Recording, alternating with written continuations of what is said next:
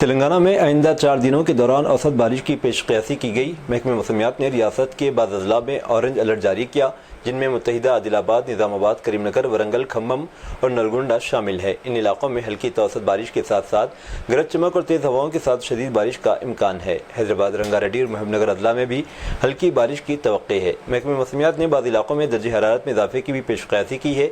अवाम को एहतियात की हिदायत दी गई। गुज़िश्ता चंद दिनों से रियासत के मुख्तलिफ हिस्सों में बारिश हो रही है, जो गर्मी से राहत फराहम कर रही है, लेकिन गैर मुतवक्के बारिश से किसानों को नुकसान का सामना करना पड़ रहा है।